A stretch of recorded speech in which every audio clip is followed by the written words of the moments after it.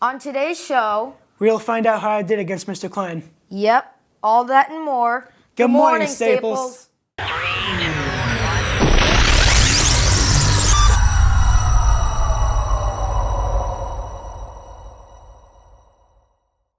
Good morning. It is Thursday, October 8th, and I am Johnny. And I'm Gus. We have a fun show for you today, and that show will begin as soon as we say the pledge.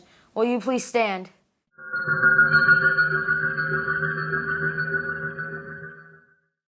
I pledge allegiance to the flag of the United States of America and to the republic for which it stands, one nation, under God, indivisible, with liberty and justice for all.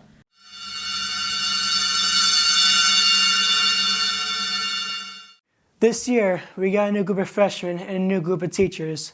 John and Harry will address our freshmen a little later in the program. But we would like you to meet one of our new English teachers. Here's Eli and his group's report. All right, so I'm here with Miss Basic, and she's new at Staples this year. She's an English teacher, and she's going to tell us a little bit about herself. Thanks. All right, so where did you go to school, and how long have you been teaching? I went to Western for my bachelor's in English, Fairfield for my master's in education, and Sacred Heart for my administrative degree. And this is my 9th year teaching here in Westport. Are you enjoying being at Staples so far?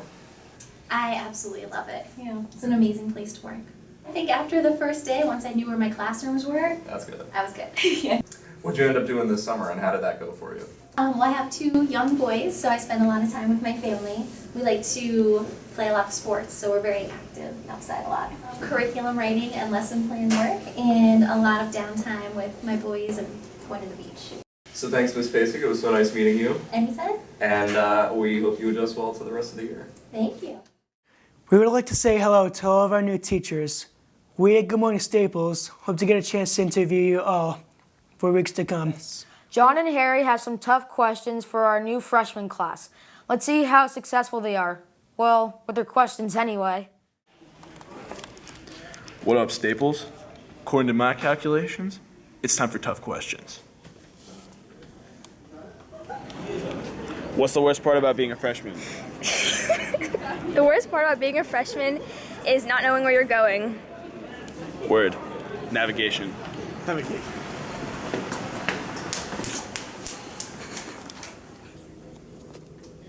What's been the most difficult transition going from Bedford Middle School to Staples High School?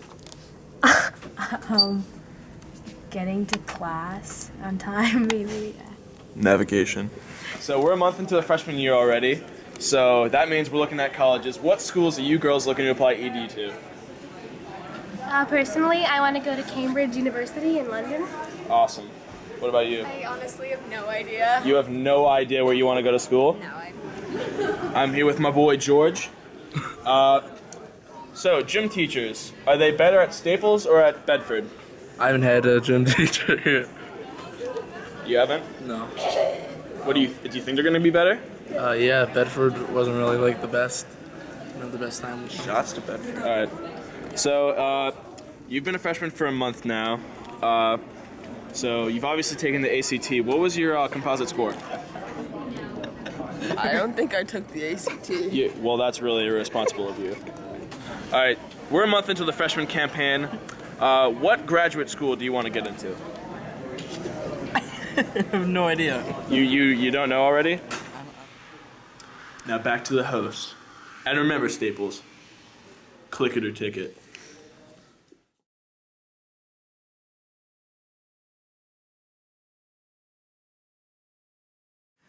We hope the freshmen can take a joke. We can assure you freshmen that Harry and John were just having some fun with you. But we do well hope you are settling well into our school. William and his group came up with a very funny idea for a Good Morning Staples piece. How many times have you heard someone jokingly say, "The dog ate my homework"?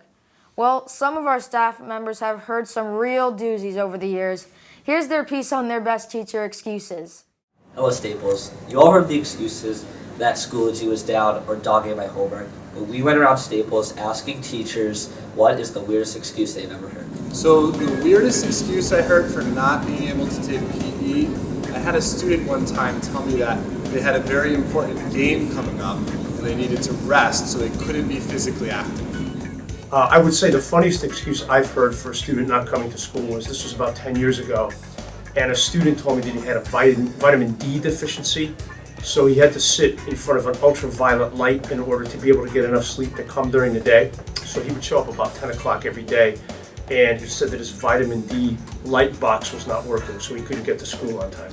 One of the funniest notes I ever got was from a mother who claimed her son, keyword, went to the OBGYN appointment and came in late for that reason. One of the strangest things I heard from a student in terms of excuses was when we caught a student smoking out back. He was in one of the dugouts, and we brought him down to the office. He said the reason why he was smoking, the reason why he had cigarettes on him was because he was trying to prevent his mother from smoking. And so he took her cigarettes and didn't want her to smoke anymore. Those are some pretty creative excuses. Now let's throw it back to the host. Fun piece, guys. Great idea. We especially like Mr. Francis' best excuse. We wonder if the student knew you can take the vitamin D supplements. Oh well. We heard recently that Mr. Frey got a very special but very unusual birthday gift from his husband Chip. We wanted to know more about this gift and how it all came about. Here's our report on Mr. Frey's 50th birthday celebration. Hey Staples, I'm Jack Caldwell here with world language teacher Mr. Frey, who had a very interesting experience over the summer. He went skydiving for his 50th birthday present. So why did you want to go skydiving in the first place? My uncle, actually, who went to West Point and he had over 500 jumps. He was somebody who he was test piloting in his 60s, and he unfortunately had a fatal crash, and his son's parachute club actually had an aerial burial where they jumped out of an airplane, they filmed it, they went into formation, and my cousin John pulled the strap and my uncle's ashes floated into the sky, and they played in slow motion the song Dust in the Wind. So that always had a very deep impact on me, and I, for some reason, always thought maybe it's in my DNA, but I definitely want to jump out of an airplane someday. What was it like for you when you were about to jump out of the plane? Interesting. I expected, I've always been kind of a daredevil. I'm not afraid of heights, and I've been in bad storms at sea. Don't get seasick or airsick. But I actually thought that once I got to the edge and I was about to jump that I would be afraid. And in fact, I wasn't. I shocked myself. And it was actually wonderful. The first 10 seconds were the most exhilarating, I could say, of free fall.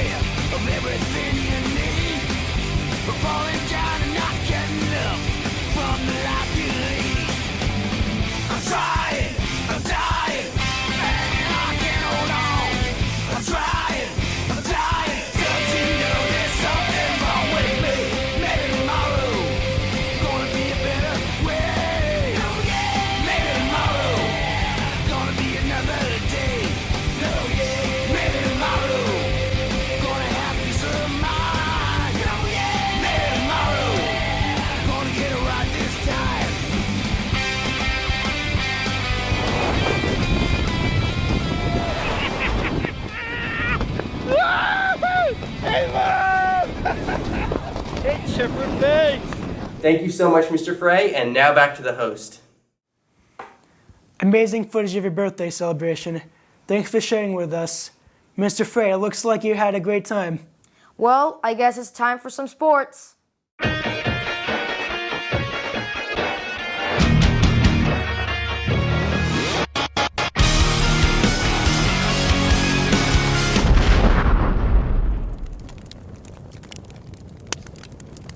Reese is up next with another report from outside of the locker room. Last week, Reese talked to members of our football team. This week, he is back with the girls' swim and dive team. Let's see what Reese and the team has to say.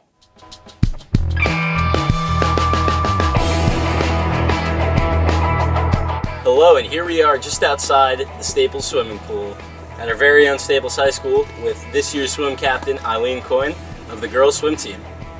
So how has your season been up to this point? It's been going really well. We're 4-2 right now.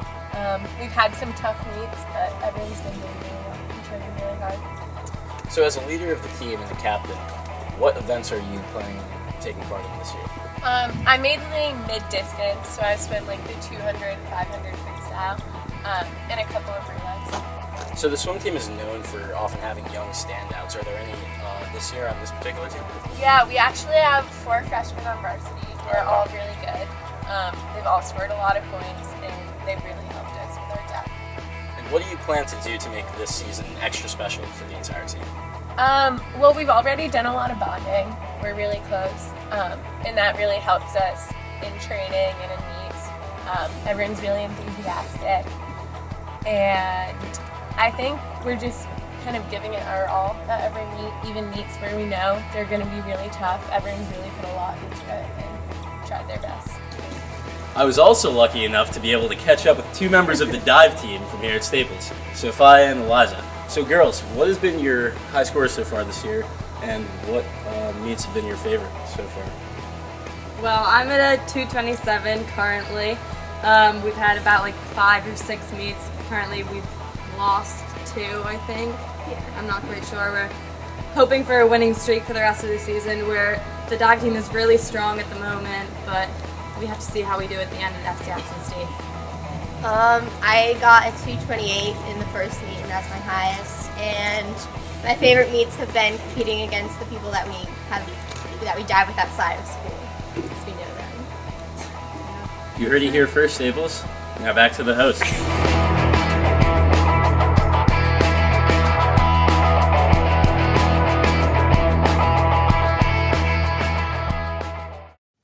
Great job, Reese. We wish the girls swim team and dive team the best of luck this season. It's time for the Klein Challenge. Last week, you may recall that Mr. Klein was behind and the students were winning. Let's see how he makes out this week.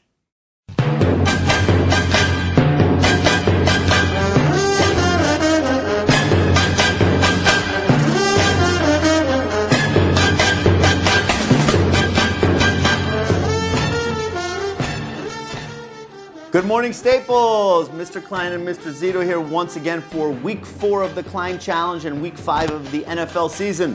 Zito, what's going on? I was just in the library. Okay, you read? Well, I ran into Mr. Dean. First thing he said, are the kids still ahead?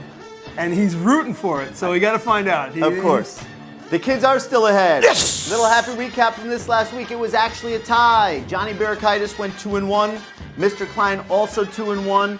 That still keeps the students 1 game ahead. Students at 7-2 on the year. Mr. Klein at 6-3 on the year. It's almost worse. The Colts. Yeah, it's a tough one. Real quick, just want to make a reference to one game that I'm not picking on my slate. I call this the game, which team do I hate most? The New England Patriots at the Dallas Cowboys. Not picking the game, but I like the Patriots because I hate the Cowboys more. Okay? Okay, Zeke, who do you have for me this week? I got somebody so good. So good? So good, got her own theme song. A theme song? Let's check it out.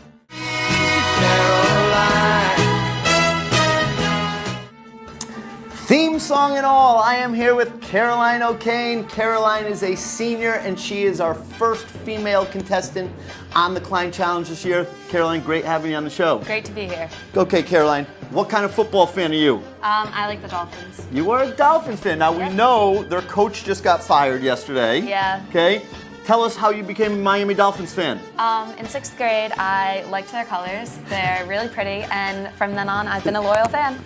Pretty colors. Okay, Caroline, let's see what you have. Let's see if you are a knowledgeable football fan. Give me your 3 picks for this week's Klein Challenge. I'm going to go with the Cardinals over the Lions, the Packers over the Rams, and the Steelers over the Chargers. Okay.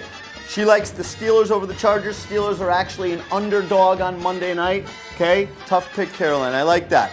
I'm going to go in this direction. I am going with the Kansas City Chiefs over the Chicago Bears. I am going with the red-hot Atlanta Falcons over the Washington Redskins. And my lock of the week. Ooh, that's a big lock, all right. They have turned the corner. They are back to 500. They are tied for first in the NFC East. I am going with the New York Football Giants over the San Francisco 49ers on Sunday night at MetLife Stadium. Once again, Caroline, thanks for being on the show. Thank you for having Hopefully me. the Dolphins win for you this week. Hopefully. See ya!